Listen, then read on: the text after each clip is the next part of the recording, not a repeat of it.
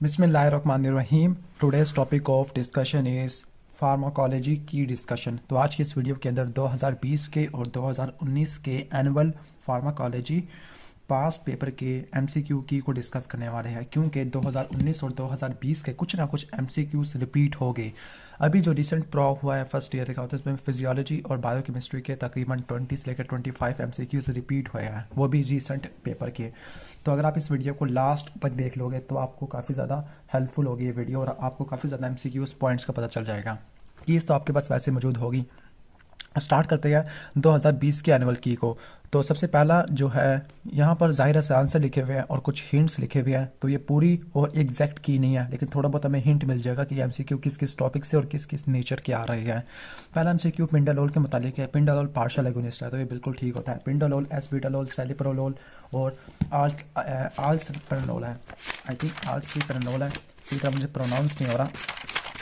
अच्छा, पिंडालोल, एस्पिटालोल, लेबिटालोल और ए से एक और भी बनता है जो शायद मैंने लिखा हुआ नहीं है, तो सेलिप्रोलोल वगैरह। तो इनके पास क्या होती है, पार्शियल एगोनिस्ट लाइक एक्टिविटी होती है। ठीक है, तो ये पिंडालोल के पास पार्शियल एगोनिस्ट एक्टिविटी होती है। सेकंड है prokinetic agent. Prokinetic agent metoclopramide है, तो ये बिल्कुल ठीक है।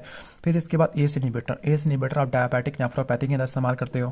क्वेश्चन नंबर 4 की तरफ चलते हैं। पार्किंसनिज्म के लिए रिवर्स टिग्मिन लिखा हुआ है। हालांकि पार्किंसनिज्म को ट्रीट करने के लिए रिवर्स टिग्मिन यूज़ नहीं कर सकते। जो रिवर्स टिग्मिन है, रिवर्स टिग्मिन, डोनिपेजिल, गैलेंटामीन, ओके, तो ये किसके लिए इस्तेमाल होती है? ये अल्जाइमर डिजीज़ को ट्रीट करने के लिए इस्तेमाल होती हैं। अगर आप यहाँ पे आओगे तो इनडायरेक्ट एक्टिंग कोलिनोमिमेटिक है, रिवर्स टिग्मिन है, गैलेंटामीन है, डोनिपेजिल और टेक्राइन, ये इस्तेमाल होते हैं अल्जाइमर डिजीज़ के लिए। ठीक हो गया, लेकिन वहाँ पे रिवर्स टिग्मिन पार्किंसनिज्म लिखा हुआ है, तो ये ठीक नहीं है, तो आप इसको ठीक कर लेना। रिवर्स टिग्मिन अल्जाइमर को ट्रीट करने के लिए इस्तेमाल होती है। वोरिकोनाजोल इन्वर्सिव एस्परजिलोसिस को ट्रीट करने के लिए इस्तेमाल होती है। इथेनब्यूटोल की वजह से रेड ग्रीन कलर ब्लाइंडनेस होती है। ठीक है, flutamide is use to prevent flush, तो उसको वेरीफाई कर लेते हैं। फ्लूटामाइड एंड्रोजन रिसेप्टर इनहिबिटर होता है, ब्लॉकर होता है। ओके, तो ये फ्लूटामाइड आपको मिल जाएगा इस जगह के ऊपर, फ्लूटामाइड। तो वहाँ पर हॉट फ्लशेस लिखा हुआ है, लेकिन अगर आप यहाँ पे आओगे, फ्लोटामाइट है, बिक्लोटोमाइट है, नीलोटोमाइट, इंजालोटोमाइट, ये नॉन स्टीरॉयडल कॉम्पिटिटिव एंटागोनिस्ट होते हैं, तो ये प्रोस्टैटिक कार्सिनोमा को ट्रीट करने के लिए इस्तेमाल होते हैं। तो लेकिन वहाँ पे तो फ्लशेस वगैरह लिखा हुआ था। अगर आप इस टॉपिक पे आओगे, लाइक अगर आप यहाँ से समरी वाले टेबल निकालते हैं, तो यहाँ पर भी एडवांस प्रोस्टेट कैंसर लिखा हुआ है। जो बिक्लाटोमाइट और नीलाटोमाइट है, इनका हेपाटोटॉक्सिटी रिलेटिवली कम होती है, लेकिन फ्लोटामाइट की वजह से गायनेकोमास्टिया, और लेकिन इसके साइड इफेक्ट के अंदर हॉट फ्लशेस लिखे हुए हैं। ठीक है, लेकिन फ्लूटामाइट हॉट फ्लैशेस को प्रिवेंट नहीं करता, बल्कि इसकी वजह से हॉट फ्लैशेस हो सकती है। गायनेकोमास्टिया, हेपाटोटॉक्सिटी होती है। जो स्पाइरोलैक्टोन है, वो हिर्सुटिज्म को ट्रीट करने के लिए इस्तेमाल होता है। ओके, ठीक हो गया। बाकी अगर आप ओरल कॉन्ट्रासेप्टिव के यूजेस की तरफ आ जाओगे, तो ओरल कॉन्ट्रासेप्टिव के यूजेस के अंदर एक्नी या हिर्सुटिज्म है। हिर्सुटिज्म दोबारा आ गया है। Dysmenorrhoea, endometriosis, ovarian cancer, ovarian cyst, endometrial cancer, benign breast disease, pelvic inflammatory disorder, iron deficiency anaemia, rheumatoid arthritis आ जाते हैं। इसके बाद नेक्स्ट है पोटेंसी। आपको ग्राफ दिया होगा, तो ग्राफ्स जब तक हमारे पास अवेलेबल नहीं है तब तक हम इसको सॉल्व नहीं कर सकते। Fulvestrant decrease dihydrotestosterone synthesis. जो फुल वेस्ट्रेंट होती है, फुल वेस्ट्रेंट का मतलब है फुल, तो ये फुल रिसेप्टर एंटागोनिस्ट होती है। ओके, अब यहाँ पे इन्होंने डाईहाइड्रोटेस्टोस्टेरोन सिंथेसिस लिखा हुआ है, हालांकि वो फुल वेस्ट्रेंट नहीं होती। फुल वेस्ट्रेंट तो सिर्फ एस्ट्रोजन रिसेप्टर एंटागोनिस्ट होती है, और ये ब्रेस्ट कैंसर रेजिस्टेंट कैंसर को ट्रीट करने के लिए इस्तेमाल होती है, जो टोमैक्सोफिन से रेजिस्टेंट होता है। ठीक है, तो फुल वेस्ट्रेंट तो इसमें नहीं आती। हाँ, जो फिनास्टीराइड है, ये डीहाइड्रोटेस्टोस्टेरोन की फॉर्मेशन को ब्लॉक कर देती है। बिनाइन प्रोस्टैटिक हाइपरप्लेजिया और हम कह सकते हैं हेयर लॉस को प्रिवेंट करने के लिए इस्तेमाल होती है। जबकि डायनाजोल ये साइटोक्रोम P450 को एंजाइम को ब्लॉक कर देती है। इसके अलावा प्रोजेस्टिन, एंड्रोजन और ग्लूकोकॉर्टिकॉइड के पार्शियल एगोनिस्ट वगैरह भी होती है। तो ये एंडोमेट्रियोसिस और फिब्रोसिस्टिक डिजीज और ब्रेस्ट को ट्रीट करने के लिए इस्तेमाल होता है, लेकिन यहाँ पे ऐसा कुछ भी नहीं लिखा हुआ। अल्कोहल का एंटीडोट ओपियाइड एंटागोनिस्ट या नाल्ट्रेक्सोन है। अब जो अल्कोहल का एंटीडोट होता है, अगर आप अल्कोहल वाले चैप्टर में आओगे, तो नाल्ट्रेक्सोन, एकम्प्रोसेट और डाइसल्फिराम, ये अल्कोहल यूज डिसऑर्डर को ट्रीट करने के लिए इस्तेमाल होती है। किसको ट्रीट करने के लिए इस्तेमाल होती है? अल्कोहल यूज डिसऑर्डर को ट्रीट करने के लिए इस्तेमाल होती है, जिसको अल्कोहलिज्म कहते हैं, जिसमें अल्कोहल की क्रेविंग को कम करने के लिए इस्तेमाल होती है। तो जो नाल्ट्रेक्सोन है वो क्या करता है, एंडोजिनस पेप्टाइड को ब्लॉक कर देता है। जो नाल्ट्रेक्सोन है वंस मंथली एडमिनिस्ट्रेशन होती है। ठीक है, एकम्प्रोसेट है NMDA ब्लॉकर, और डाइसल्फिराम होता है अल्कोहल एवर्डियन करवा देता है। तो एंटीडोट तो हम कह नहीं सकते, लेकिन चलो हम कह सकते हैं कि अल्कोहल यूज डिसऑर्डर को ट्रीट करने के लिए इस्तेमाल होता है। अगर अल्कोहल विड्रॉल सिंड्रोम आ जाता है तो इसमें बेंजोडाइजेपिन है, जिसमें डायजेपाम, क्लोडाइजेपोक्साइड और लराजीपाम आता है। जबकि CNS डिप्रेशन के अंदर इंट्रावेनस डेक्सट्रोज, ठीक है। और इसके अलावा वाइटल ऑर्गन को, वाइटल साइन को मेंटेन करना है, थायमीन की एडमिनिस्ट्रेशन करनी होती है, इलेक्ट्रोलाइट इम्बैलेंस को ट्रीट करना है। नेक्स्ट क्वेश्चन की तरफ चलते हैं। इन हाइपर कोलेस्ट्रोलीमिया के अंदर रेजिन्स होती है, वो टैग के लेवल को बढ़ा देती है। ये बात बिल्कुल ठीक है, लेकिन इन्होंने असल कंडीशन नहीं लिखी हुई जिसके अंदर ये बढ़ाते हैं। तो उस कंडीशन का क्या नाम है जिसके अंदर जो रेजिन्स होती है वो टैग की कंसनट्रेशन को बढ़ा देती है? तो इसका नाम है familial combined hyperlipidaemia. Familial combined hyperlipidaemia ये वो कंडीशन है जिसमें हाइपर कोलेस्ट्रोलीमिया और हाइपर ट्राइग्लिसरीडीमिया होता है। इसमें रेजिन्स ट्राइग्लिसराइड और VLDL को बढ़ा देते हैं। जबकि गाल स्टोन्स किसकी वजह से होती है? फाइब्रेट की वजह से होती है। जो रेजिन्स होती है ये प्लूरैटस को काम कर देते हैं, स्पेसिफिकली कोलेस्टेसिस और बाइल एसिड एक्युमुलेशन की वजह से। ठीक हो गया, ओके। तो कोलेस्ट्रॉल गाल स्टोन किससे बनते हैं? ये बनते हैं फाइब्रिक एसिड से। नेक्स्ट है पता नहीं क्या लिखा हुआ है, हाइपोग्लाइसीमिया इन 12 मोनोथेरापी ग्लिबराइट। हाइपोग्लाइसीमिया इन 12 है मोनोथेरापी के तरह ग्लिबराइट। अब जो ग्लिपिराइट और ग्लिम्पिजाइट होती है सल्फोनाल्यूरिया ड्रग्स होती है। अब वो शायद हाइपोग्लाइसीमिया ड्रग है जो शायद 12 आवर्स में करवाती है एक्शन, या पता नहीं 12 डेज, पता नहीं क्या लिखा हुआ है। तो जो सल्फोनाल्यूरिया इसमें ग्लिबराइट वगैरह लिखा हुआ है, ठीक है।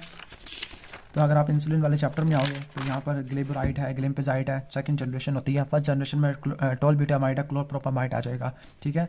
इनके क्या क्लिनिकल यूजेस होती है? तो ये इंसुलिन सेक्लिटागॉक्स होती है, टाइप 2 डायबिटीज़ मेलिटस को ट्रीट करने के लिए इस्तेमाल होते हैं। तो ये ग्लिपिजाइड है, टाइप 2 डायबिटीज़ को ट्रीट करने के लिए इस्तेमाल होते हैं।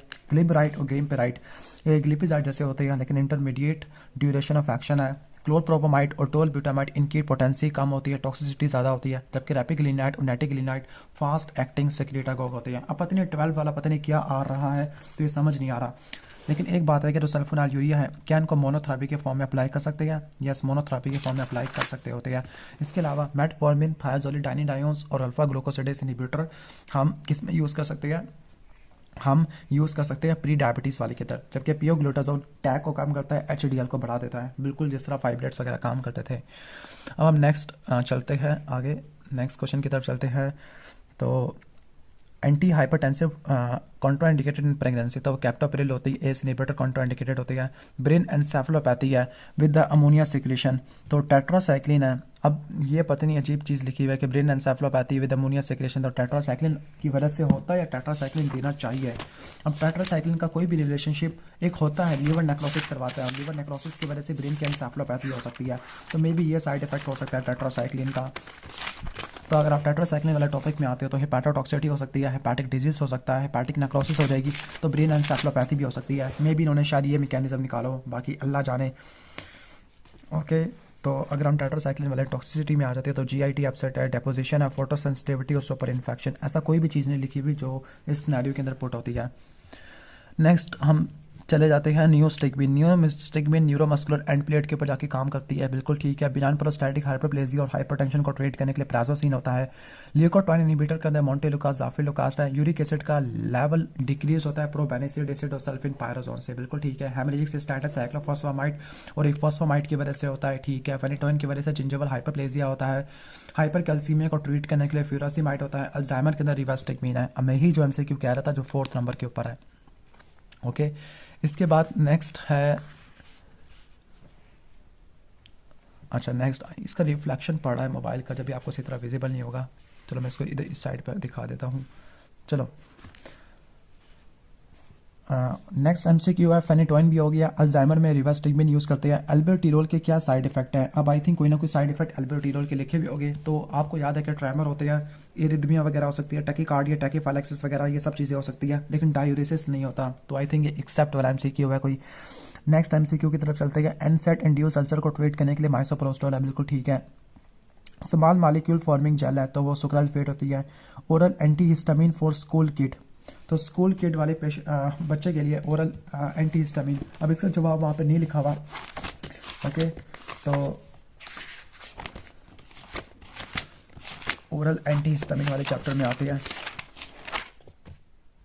अब जो टिपिकल ओरल वाली होती है तो वो H1 सेकंड जनरेशन वाली होती है, ठीक है, जिसमें सिटाराजीन है, लेकिन सिटाराजीन की वजह से कोई ऑटोनोमिक या एंटी मोशन सिकनेस इफेक्ट नहीं होती, जबकि डाइफिनहाइड्रामीन और डाइमिनहाइड्रामीन की वजह से CNS के ऊपर और पेरिफेरल नर्वस सिस्टम के ऊपर H1 रिसेप्टर ब्लॉक हो जाती है, अल्फा और मस्कुलिनिक रिसेप्टर भी ब्लॉक हो जाते हैं और एंटी मोशन सिकनेस इफेक्ट होता है।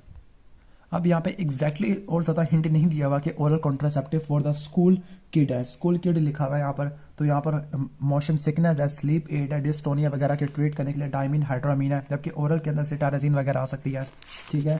और एंटी हिस्टामिन की बात कर रहा है। अच्छा, एंटी हिस्टामिन में जो H4 है उसको ब्लॉक करने में थायोपिरामिड आती है, H3 के अंदर क्लोबिन प्रोमिट है, जबकि H2 के अंदर सिमेटिडिन होती है। अब जाहिर है कि सिनेरियो के अंदर ज़्यादा कुछ चीज़ें नहीं दी हुई तो हम आगे कुछ कर भी नहीं सकते। नेक्स्ट, अच्छा, डॉक्सालामीन प्रेगनेंसी के अंदर इस्तेमाल होती है मॉर्निंग सिकनेस को प्रिवेंट करने के लिए, जबकि डाइफिनहाइड्रामीन कीमोथेरेपी इंड्यूस वॉमिटिंग को ट्रीट करने के लिए इस्तेमाल होती है। डाइफिनहाइड्रामीन, डाइमिनहाइड्रोनेट, साइक्लेजिन, मैक्लेजिन और promethazine anti motion sickness drugs होती है, ठीक है। जबकि अगर आप इस टेबल में आओगे ना तो यहाँ पर प्रोमेथाजिन, साइक्लेजिन, मैक्लेजिन और क्लोरफेनारिमीन का लिखा हुआ है। लाइक क्लोरफेनारिमीन का कोई एंटी मोशन सिकनेस इफेक्ट नहीं होता, लेकिन साइक्लेजिन का एंटी मोशन सिकनेस इफेक्ट ज़्यादा होता है, जबकि प्रोमेथाजिन का anti motion sickness effect relatively कम होता है, ठीक है। नेक्स्ट क्वेश्चन की तरफ चलते हैं। तो नेक्स्ट क्वेश्चन है, ओके, तो नेक्स्ट क्वेश्चन है ओरल इंटाहिस्टामिन तो छोड़ देते हैं। 27 में कंडक्ट टेरस है बेबी के अंदर जो मदर एंटीबायोटिक ले रही है, तो यहाँ पे क्लोट्रीमोक्सासोल लिखा हुआ है, हालांकि बेस्ट ऑप्शन सल्फोनामाइड था, लेकिन वहाँ पे आई थिंक सल्फोनामाइड होगा नहीं तो क्लोट्रीमोक्सासोल लिखा हुआ होगा। Sildenafil use in pulmonary hypertension, ठीक है, पल्मोनरी हाइपरटेंशन के अंदर हम इसको इस्तेमाल कर सकते हैं। इसके अलावा बोसेंटेन भी इस्तेमाल कर सकते हैं, नाइट्रिक ऑक्साइड को भी यूज़ कर सकते हैं। एवी नोडल टैकीकार्डिया को ट्रीट करने के लिए विरापैमिल है, बिल्कुल ठीक है। अब फीमेल बाल्डनेस लिखी हुई है, अब फीमेल बाल्डनेस को ट्रीट करने के लिए फिनास्टीराइड का काम तो 5 अल्फा रिडक्टेज को ब्लॉक करना होता है। अब ये तो मेल्स के अंदर होता है, जो मैंने सर्च किया है तो फीमेल बार्डनेस के लिए, चाहे वो मेल बार्डनेस है, इनको ट्रीट करने के लिए मिनॉक्सिडिल होती है, ओके। PKA 2.5 ये तो सिनेरियो को छोड़ दिया हुआ है। स्टेडी स्टेट कंसंट्रेशन और हाफ लाइफ का कोई रिलेशनशिप है कि 4 से लेकर 5 हाफ लाइफ या 3 से लेकर 4 हाफ लाइफ के बाद स्टेडी स्टेट कंसंट्रेशन अचीव हो जाती है। अगर कोई बंदा पेनिसिलिन से और साफ्लोस्पोरिन से एलर्जिक है तो वैनकोमाइसिन या फिर एस्ट्रोनाम यूज़ कर सकते हैं। माइकोबैक्टीरियम एवियम इंट्रासेलुलर कॉम्प्लेक्स के लिए क्लैरिथ्रोमाइसिन यूज़ करते हैं। कॉर्टिकोस्टेरॉइड को क्रॉनिक के लिए यूज़ करने की वजह से ऑस्टियोपोरोसिस हो सकती है, ओके।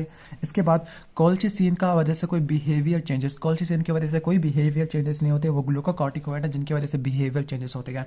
अब जो कोल्चिसिन है, कोल्चिसिन के जो साइड इफेक्ट होते हैं, अगर आप आओ तो टॉपिक की तरफ आती है तो कोल्चिसिन के क्या साइड इफेक्ट होते हैं।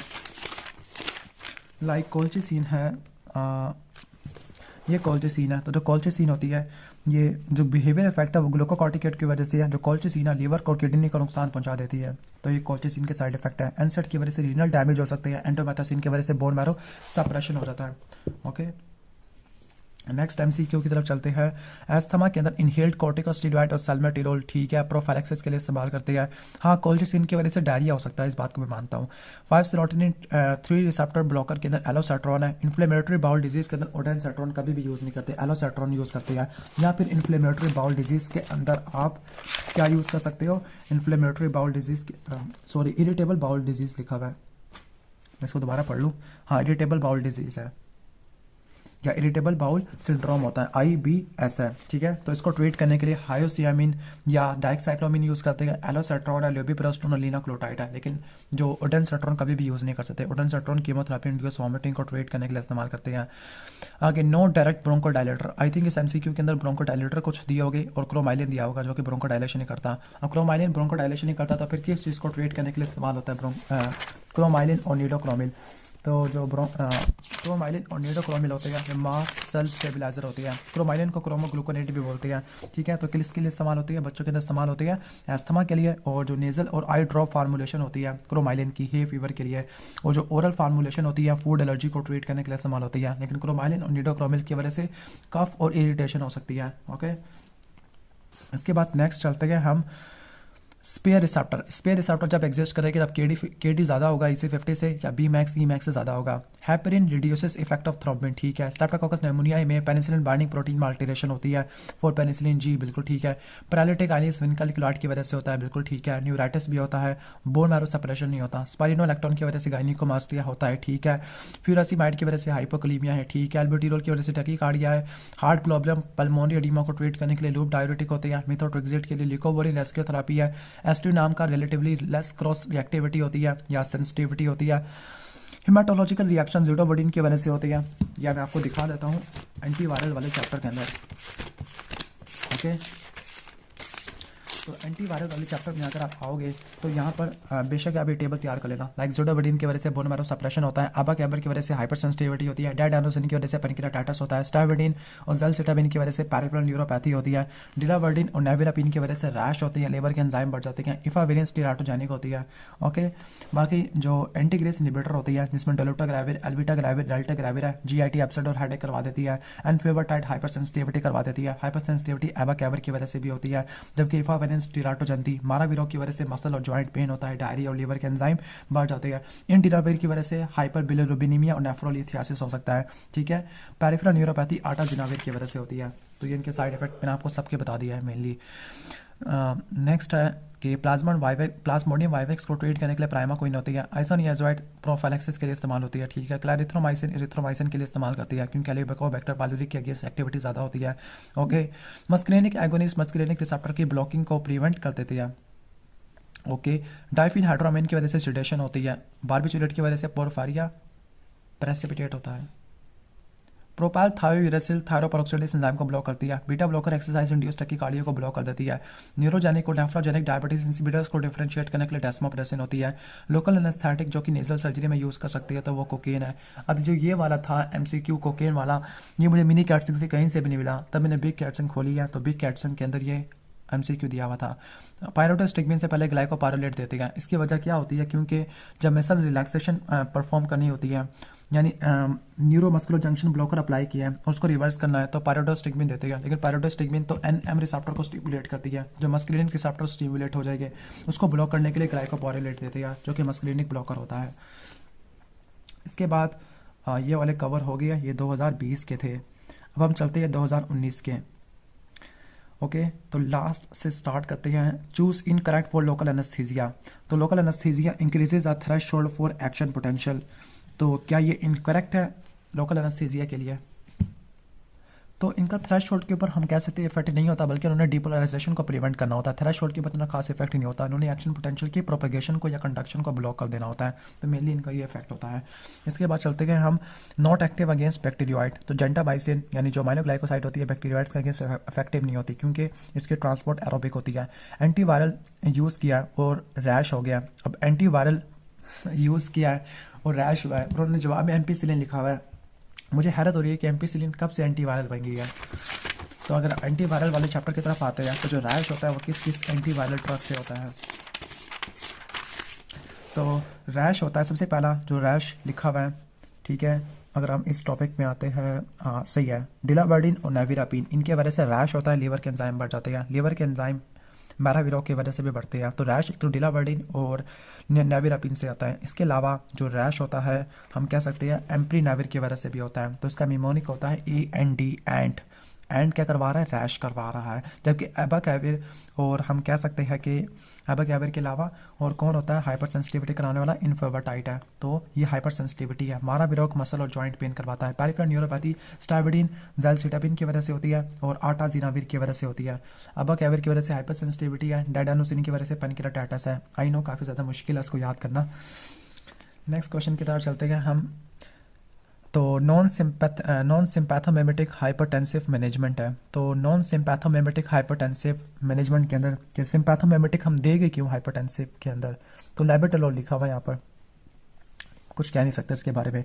एस्पिरिन का अगर लो डोज में देते हैं तो रियरली GIT ब्लीडिंग करवा सकती है। यस, रीनल फेलियर और GIT ब्लीडिंग करवाती है लो डोजेस के अंदर। ओरल कॉन्ट्रासेप्टिव अप्लाई करती है लेकिन स्टिल गॉट प्रेग्नेंट है। तो बार्बिचुरेट लिखा हुआ है, तो इसलिए लिखा हुआ है क्योंकि जो बार्बिचुरेट होती है ये मेटाबॉलिक इंड्यूसर होती है। ठीक है, तो बार्बिचुरेट इनके मेटाबॉलिज्म को इंड्यूस कर देती है जिसकी वजह से इनकी इफेक्टिवनेस कम हो जाती है। टैक्सी ड्राइवर है, 3 डे की एंजाइटी है, तो वो क्या यूज़ करे? सिडेशन के बगैर। ठीक है, एंजाइटी के लिए क्या इस्तेमाल करे? बसपिनोल लिखा हुआ है। ठीक है, सिडेटिव एक्टिविटी ना होने के बराबर होती है। Antidepressant drug severe cardiovascular disease और हाइपरटेंशन के अंदर कॉन्ट्राइंडिकेटेड होती है, तो वो एमिट्रिप्टालिन है। अब जो एमिट्रिप्टालिन किस कैटेगरी से बिलोंग करती है? एमिट्रिप्टालिन ट्राईसाइक्लिक एंटी डिप्रेसेंट वाली कैटेगरी से बिलोंग करती है। तो पहले हम इनको एंटी डिप्रेसेंट वाले चैप्टर से देख लेते हैं। ओके, तो यहाँ पर एमिट्रिप्टालिन लिखा हुआ होगा। तो एमिट्रिप्टालिन ट्राइसाइक्लिक एंटी डिप्रेसेंट है, तो वो सिडेशन करवाती है, लैसिट्यूड, फटीग और कन्फ्यूजन करवाती है, सिम्पैथोमिमेटिक इफेक्ट होते हैं लाइक टैकीकार्डिया है, एजिटेशन है, स्वेटिंग, इंसोम्निया होता है, एट्रोपनी लाइक इफेक्ट है, ऑर्थोस्टैटिक हाइपोटेंशन है, ईसीजी की एब्नॉर्मैलिटीज आना शुरू हो जाती है, ट्रेमर है, पैरास्थीसिया है, वेट गेन होते हैं। इसके अलावा एडिटिव सीएनएस डिप्रेशन है, गोनाथिडीन अल्फा 2 एगोनिस्ट के एक्शन को रिवर्स कर देना और हाइपरटेंसिव क्राइसिस होता है with monoamine oxidase inhibitor. Okay, इसके बाद नेक्स्ट क्वेश्चन की तरफ चलते हैं। डायबिटिक कीटोएसिडोसिस है, तो continue infusion until vomiting stop. अब पता नहीं किस चीज़ के बारे में पूछ रही है कि किस चीज़ की इन्फ्यूजन कंटिन्यू करनी है। डायबिटिक कीटोएसिडोसिस के अंदर वैसे हम देते होते हैं रेगुलर इंसुलिन देते होते हैं। Best statement IG antibody decreases the required dose. अब पता नहीं क्या है स्टेटमेंट जिसमें आईजी ने रिक्वायर्ड डोज को बढ़ा दिया है। तो अगर हम आईजी एंटीबॉडीज़ वगैरह को देख लेते हैं, इनके जो एंटागोनिस्ट है तो उसमें ओमालिजुबाब आता है। ओमालिजुबाब मोनोक्लोनल एंटीबॉडी होती है आईजी के अगेंस्ट, आईजी पे जाके बाइंड करती है, उसकी डिग्रेडेशन करवा देती है। इसके अलावा जो बेनरैलिजुमाब है, मिनोलिजुमाब है और रेसलिजुमाब है, ठीक है, तो ये किसके लिए इस्तेमाल होते हैं? ये इंटरल्यूकिन 5 का एंटागोनाइज कर देते हैं। ड्यूपिलुमाब इंटरल्यूकिन 4 अल्फा और इंटरल्यूकिन 13 का एंटागोनाइज कर देता है, ठीक है, तो 4 और 13 ड्यूपिलुमाब है, जबकि बेनरैलिजुमाब, मिपोलिजुमाब और रेसलिजुमाब होते हैं इंटरल्यूकिन 5 के लिए। इसके बाद नेक्स्ट क्वेश्चन की तरफ चलते हैं। इरेशनल हीमोडायलिसिस है, पता क्या है? टेप वॉर्म के लिए निक्लोसामाइड इस्तेमाल करते हैं, बिल्कुल ठीक है।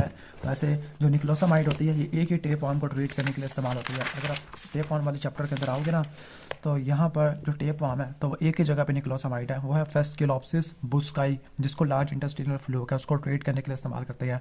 जबकि प्रेजिक्विंटल सबके लिए, जबकि बिथियोनोल और ट्रिक्लाबेंडाजोल ये इस्तेमाल करते हैं फेस्कुलर हेपेटिका के लिए। बिथियोनोल वेस्टरमनी के लिए इस्तेमाल करते हैं, मेट्रीफोनेट हिमाटोबियम के लिए, ऑक्सैमनिक्विन मानसोनी के लिए इस्तेमाल करते हैं। नेक्स्ट चलते हैं हम आगे। हेपरिन स्ट्रोक को प्रिवेंट करने के लिए इस्तेमाल होती है। एंजाइम डी कार्बोक्सिलेस हाइड्रोक्सिलेस, पता नहीं कौन सा एंजाइम है। फियोक्रोमोसाइटोमा में 3 मेथॉक्सी 4 हाइड्रोक्सी मेंटालिक एसिड, यस, इसका लेवल यूरिन के अंदर बढ़ना शुरू हो जाता है। इंसुलिनोमा को इंसुलिनोमा विनक्रिस्टिन का इंसुलिनोमा कब से आना शुरू हो गया? इंसुलिनोमा को ट्रीट करने के लिए डायजोक्साइड देती है वैसे। इन्वर्स एगोनिस्ट, ठीक है, कॉन्स्टिट्यूट एक्टिविटी को खराब कर देती है। एस्टामाइनोफेन को एंटीडोट एंटीसाइलसिस्टीन है। एंटीसाइकोटिक ईसीजी चेंजेस, एंटीसाइकोटिक की वजह से ईसीजी चेंजेस आना शुरू हो जाती है। यस, एक तो है एंटीसाइकोटिक जिसकी वजह से क्यूटी इंटरवल बढ़ जाता है, तो वो ज़िप्रासिडोन होती है, ठीक है, ओके। तो अगर आप एंटीसाइकोटिक वाले चैप्टर के अंदर आ जाओगे तो यहाँ पर लिखा हुआ है कि जो एक ग्रानुलोसाइटोसिस क्लोजापिन की वजह से होती है, क्लोजापिन और ओलेंजापिन की वजह से वेट गेन और डायबिटीज़ होती है। हाइपरप्रोलैक्टिनीमिया रिस्पेरिडोन की वजह से होता है। क्यूटी इंटरवल प्रोलॉन्गेशन ज़िप्रासिडोन की होती है, ठीक है, ओके। शिजोफ्रीनिया के पॉजिटिव और नेगेटिव सिम्टम को ट्रीट करने के लिए इस्तेमाल होती है। बाइपोलर डिसऑर्डर को ट्रीट करने के लिए इस्तेमाल होती है। फॉर एग्जांपल ओलेंजापिन है, रिस्पेरिडोन होता है। मेजर डिप्रेशन के अंदर एरिप्राजोल आ जाएगा, ठीक है। अल्जाइमर के अंदर एजिटेशन और पार्किंसन के अंदर एजिटेशन को मिनिमाइज करने के लिए इस्तेमाल होते हैं, जबकि लिथियम कैटेगरी डी के अंदर बिलोंग करती है। नेक्स्ट चलते हैं हम। एंटी कैंसर ड्रग कार्म्यूस्टिन है, मर्से के लिए वेनकोमाइसिन होती है, टोनिक्लोनी के लिए वेल्प्रोइक है, कैंडिडियासिस के लिए फ्लूकोनाजोल होती है। लेटानोप्लास्ट की वजह से ब्लड वीएन हो सकती है। माइकोलिक एसिड की सिंथेसिस को ब्लॉक करने वाली टीबी के अंदर वैसे आइसोनियाजाइड होती है, लेकिन इथियोनामाइड किस जगह पे जाके काम करती है इसको चेक कर लेते हैं।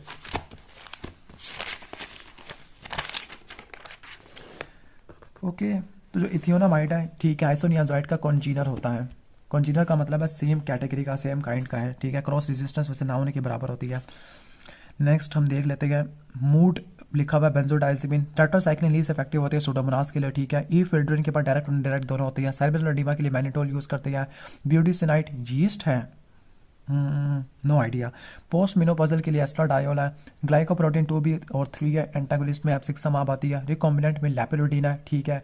ब्रोंकोस्पैज्म प्रोपेनोलोल की वजह से होता है। प्रेगनेंसी में हाइड्रोलिसिन दे सकती है। पीपीआई कौन सा नहीं होता तो विट्राकोनाजोल है। हेलिकोबैक्टर पाइलोरी के लिए कैप यूज करते हैं। गेन ऑफ फंक्शन म्यूटेशन न्यूस्टिग्मिन, पता नहीं क्या है। लिविडो रेटिकुलरिस एमेंटाडीन की वजह से होता है। वेजोडाइलेशन नाइट्रोग्लिसरीन की वजह से होती है। टैकीकार्डिया क्या है? Tachycardia nitroprusside vagal stimulation, nitroprusside vagal stimulation है, पता नहीं क्या चीज़ है। डर्माटोफाइटोसिस के लिए इस्तेमाल होती है ग्रिसोफिलिपिन। एस्पिरिन के एंटीथ्रोम्बोटिक एक्शन की वजह से जीआईटी ब्लीडिंग हो सकती है। पेप्टिक अल्सर को ट्रीट करने के लिए सिमेटेडिन होती है। हेमरेजिक सिस्टाइटिस सैक्रोलिन की वजह से होता है। ट्रेमर साल्ब्यूटामोल या एल्ब्यूटिरोल की वजह से होती है। एनसेड डिक्लोफिनाक होती है। एक्यूट गाउट कोल्चिसिन आ जाती है। हाइपरग्लाइसीमिया डाइजॉक्साइड है, यानी हाइपरग्लाइसीमिया, वैसे डायजोक्साइड इंसुलिन की सिक्रेशन को मिनिमाइज कर देती है, जब इंसुलिन नहीं होगी तो फिर हाइपरग्लाइसीमिया, ठीक है। एंटीबायोटिक टेट्रासाइक्लिन कॉन्ट्राइंडिकेटेड, पता नहीं क्या है, वैसे प्रेगनेंसी में कॉन्ट्राइंडिकेटेड होती है। Oral drug ribavirin hepatitis C के अंदर इस्तेमाल होती है। नर्सिंग स्टेप्स फेनेटोइन की वजह से जिंजिवल हाइपरप्लेजिया हो सकता है, ठीक है। Cocaine addict monoamine oxidase inhibitor, ये यूज़ करती है कोकीन के एडिक्शन के अंदर, इसको चेक कर लेना आप। नॉन बीटा लैक्टिव एंटीबायोटिक में फॉस्फोमाइसिन दिया हुआ है। डायरिया माइसोप्रोस्टोल है। लटानाप्रोस्ट एक्वस की सिक्रेशन को कम कर देती है। फेनेटोइन जीरो ऑर्डर है, बेकरी लिखा हुआ है। ग्लूकोज 6 फास्फेटडीहाइड्रोजनेस डेफिशिएंसी वाले पेशेंट में एनएडीपीएच कम हो जाता है। डिसलिपिडीमिया कोलेस्ट्रोल वगैरह को, यानी डिसलिपिडीमिया को ट्रीट करने के लिए कोलेस्ट्रोल आ जाएगा। एंशियोलिटिक बस्पिरोन है, सेमिकोमाटोस बेंजोडाइजेपिन की वजह से होता है। वीनस थ्रोम्बोसिस ये साइड इफेक्ट होता है रिलैक्सोफिन की वजह से। रैश सल्फर डियाजिन यानी सल्फोरामाइड की वजह से होता है। और एनाफिलैक्टिक शॉक हिस्टामिन की वजह से होता है। अब इसके अंदर बहुत सारे एमसीक्यूज ऐसे थे जिनके स्टेटमेंट बिल्कुल भी मैच नहीं करती थी, तो मैं इसके लिए माजरत हूँ। और अगर आपको वीडियो अच्छी लगी है तो वीडियो को लाइक कर देना, चैनल पर नहीं हो तो सब्सक्राइब कर देना। मिलते हैं नेक्स्ट वीडियो के अंदर, तब तक के लिए अल्लाह हाफिज़।